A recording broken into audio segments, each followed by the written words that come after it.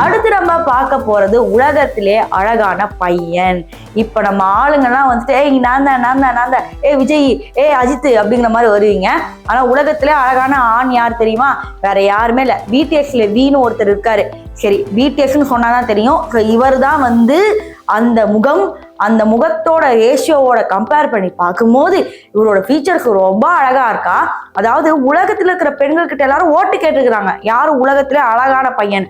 அப்போ இவருக்கு வந்து நிறைய ஓட்டு வந்தனால இவங்க தான் வேர்ல்டு ஹேண்ட்ஸம் பாயா. சரி, இவரை பார்க்கும்போது நிறைய பசங்க காண்டாகும். இவன்ட்டு என்ன இருக்குன்னு சொல்லி நீ தமிழ்நாட்டு பசங்களெல்லாம் விட்டு கொரியன்ட்ட தாவறீங்க அப்படின்னு கேட்டீங்கன்னா அதுக்கு மெயின் ரீசன் என்னன்னு நான் இந்த இடத்துல பதிவு பண்ண விரும்புறேன். கொரியனோட சீரீஸ்ல கொரியன் பசங்களாம் பெண்களிடம் ரொம்ப மரியாதையா பார்க்கும்போது இந்த மாதிரி ஒரு பையன் வாழ்க்கையில கிடைக்காதா அப்படிங்கிற மாதிரி. ஏன்னா நம்ம நாட்டுல ஃபுல்லா டாக்ஸிக்கான பணம் எடுத்து நம்ம பசங்களை நமக்கே வெறுக்க ஆரம்பிச்சிட்டாங்க.